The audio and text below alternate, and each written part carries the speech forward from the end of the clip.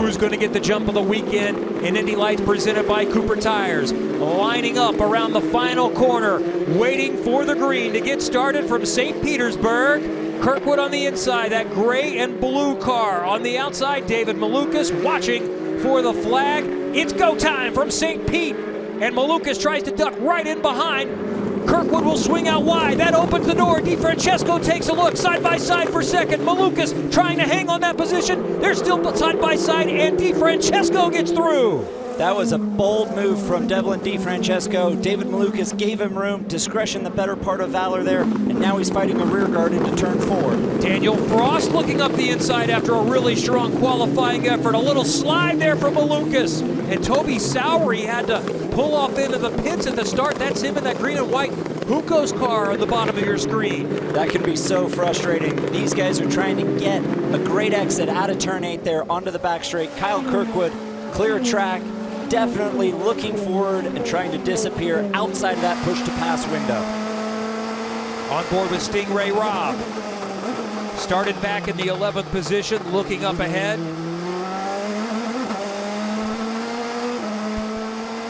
This chicane is so fast, and with all that traffic in front, you can see how active the car is. This last corner seems to go on forever as you finally get back onto the front straight, that runway, heading down into the best passing of turn 1. And Kyle Kirkwood has grabbed several car length advantage. Now they're single file coming through turn 1. DeFrancesco. So it's Andretti 1-2, the Andretti-Steinbrenner partnership. I think we talked about it last week that the championship winner may not have to win a race. If he finishes second and third enough, that is enough points that you might not need the extra benefit of winning a race, because there are 6, 8, maybe even 10 drivers that are going to win races, could win races, and fight for the championship.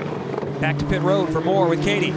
Well, Kevin, these are very different conditions than the Indy Lights drivers dealt with in both practice and qualifying yesterday. Today, 82 degrees, and I can tell you it is super windy down here. My hair keeps whipping me in the face, but Charlie, how does that affect a driver when suddenly you're nearly 10 degrees hotter and certainly a lot windier too? That ambient temperature will bring the track temperature up significantly. We're seeing track temps well over 115, 120 degrees, and when it's that hot, the oil in the rubber, as we see Devlin DeFrancesco go into the wall in the last corner. Oh, the broadcaster curse. We talked about the podium possibilities and a chance to take over the championship lead safely in second, and DeFrancesco's race is done. Oh, that's so frustrating. And if it goes full course yellow here, as it does, this is the break Linus Lundqvist needed. Under caution with 12 to go. What happened to Devlin DeFrancesco? Katie talked about the wind gusting as he comes through that fast chicane, gets on the brakes, locks the left front a little bit, and just slides off. I don't know if the wind caught him out a little bit there, caught some marbles, or just overcooked it as those Cooper tires got a little further into their tire life. The champion, Kyle Kirkwood, and now looking to get his first Indy Lights win. 9 to go when we go green again from the streets of St. Petersburg. Kirkwood being chased by Daniel Frost and David Malukas. Malukas looks like he might have a run on Frost a little further back. Peterson thinking about McGinnis. McGinnis will hang on to that spot for 4th. Everyone holding position so far, trying to get themselves through turns 1, 2, and 3 and set up for a potential move here into turn 4. Benjamin Peterson thinking about it on Robert McGinnis. Stingray Robb trying to go around Sarah Valley side by side, gets very tight in there and he gets it done. That is the long way around, and those walls come up quickly on the exit of turn 4. So good job to Stingray to hold on around the outside of Sarah Valley. And he's moved up to 7th. Kirkwood's nearly 4-second lead. He has to start over again to try to build it. Working on a gap on Daniel Frost. A few more car links back to David Malukas, then Robert McGinnis. Benjamin Peterson now in 5th. Alex Peroni in 6th. Not done yet. You still got to hit all your marks to be able to finish it off, but he's a half a lap away from his maiden Indy Lights victory. He's done a great job here, just running clean laps, fast laps. And I've been really impressed with Daniel Frost, his teammate. A couple of Andretti rookies leading the way for that Andretti Autosport Indy Lights team. Andretti sits 1-2 right now with Daniel Frost. A really remarkable run for him. After 7th and 12th at Barber, I'm not sure a lot of people really had him pegged for a podium. They probably did for Kyle Kirkwood, one of the favorites coming into 2021. The Florida native is now a winner in Indy Lights. Kyle Kirkwood has won on the streets of St. Petersburg. Daniel Frost and David Malukas finishing out that podium, but how special for Kyle Kirkwood to win here at home with those extra friends and family watching in the stands. It looked easy from my point of view and from the fans' point of view. What did it feel like inside the car for your first win? You know, that start was, I saw them coming down the inside. I set up for the preferred line, and it worked out perfectly. I saw them coming down the inside, so I pushed a little bit harder into one. But after that, it was kind of clean sailing. It looked like they had a little battle behind me, and obviously Dev had that off, so it bunched us all back up. But the Andretti 28 car was on rails. We were so quick up front. I couldn't be happy with the car. Big thanks to Doug, my engineer, JF, Michael. They're doing a phenomenal job to keep us up front. Time to get lined up around the final corner. Back on the runway of the Albert Whitted Airport. Malukas will have the inside. Kirkwood, yesterday's winner, lining up on the outside. Time to go for a second time this weekend. It's round 4 of Indy Lights presented by Cooper Tires. Watching for the green, time to go. Bogle tries to dump to the inside from the back and look for some space. Kirkwood trying to wrap it around the outside. Does he have a look at Malukas? He'll go side by side into one. They make contact. Malukas gets through. DeFrancesco on the charge. Malukas definitely able to hold on to Kirkwood. I think Kyle Kirkwood thought if he could hold on around the outside, he could drive away like he did yesterday. David Malukas, though, as they fan out into turn 4. Lundqvist trying to go around the outside of Daniel Frost. They're side by side in a tight section. Lundqvist gets it done, and further back it's McGinnis and Sowery going to work. Going 2 by 2 there is really challenging, and it often ends in tears, but they all make it through cleanly through turn 7 into turn 8 and onto the back straightaway. Through the kink in 9, another passing opportunity coming into the left-hander of turn 10. On the way, a frantic first lap. David Malukas has maintained the advantage. Kirkwood in second and change of positions behind. Charlie, let's look at this start again. Kyle Kirkwood on the preferred line with all that rubber, tries to carry on. It looks like David Malukas bounced off the apex curb a little bit, which threw him out into that car of Kyle Kirkwood. Again, I don't think it was malicious on Malukas' part. I think he underestimated how much the curb was going to throw the car, as you see that big opposite lot from both cars. On board with Stingray Rob. This is a replay from just a moment ago. He overcooked it, missed a corner. And he's tucked in behind the barriers there at turn 10. It almost sounded like the car wouldn't downshift, and that really disrupts your braking rhythm as you try and get through the gears and slow down. So that is a local yellow. That's the exit of turn 10. We stay green, and we see damage for the front wing of Toby Sowery, that green and white Juncos car. Oh, what a weekend it's been for him after a mechanical didn't allow him to take the green flag yesterday. And we saw that side-by-side contact with he and McGinnis not that long ago.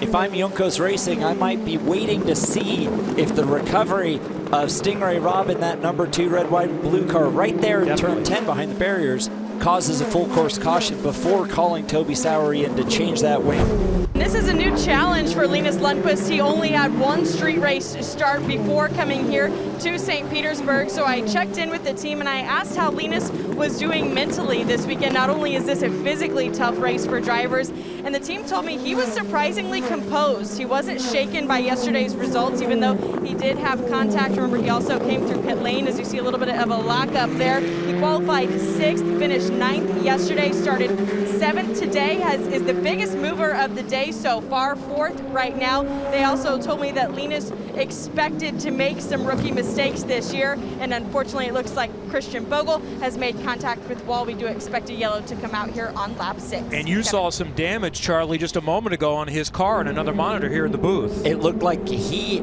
had some contact into the back of somebody else and the left front part of the wing. As we see that left front wing dragging on the ground, that create a lot of understeer, and I would not be surprised if that understeer, potentially some of the tailwind into that last corner, the same place Devlin DeFrancesco crashed yesterday. You get on that grass and then you're along for the ride. full course yellow, so Toby Sowery benefits from that. He did get back out with a new front wing and stayed on the lead lap, so he's still going to have a chance to compete. He's going to come back to the tail end of the field in 11th position with Bogle out, with Stingray Robb parked over there at the exit of turn 10. Working on lap number 8 from the streets of St. Pete, it's David Malukas, Kyle Kirkwood, Devlin DeFrancesco, and Linus Lundqvist making a lunge to the inside, trying to get inside of DeFrancesco, locked up on the brakes. DeFrancesco might hang on. Now sweeping around from the outside, Lundqvist gets it done. There might have been a little bit of contact there in the car behind with Robert McGinnis and Daniel Frost. Devlin DeFrancesco loses that momentum. Daniel Frost trying to go the long way around the outside. Devlin DeFrancesco squeezes him in that bright yellow car, and they all have to stay in line and hold position through 4, 5, and 6. Robert McGinnis is right there, so is Benjamin Peterson, Alex Peroni, Antonio Saravalli is in the chase. Lostishkin, Sowery is back in the mix after the caution bunched them all up, and looks like Sowery has already picked up a position getting around Lostishkin. Peterson's going to have a look here at McGinnis. He's got the draft. McGinnis will try to defend. Peterson will try to go around the outside. Can he make it stick? Peterson will swoop by and grab the position up into 6th spot.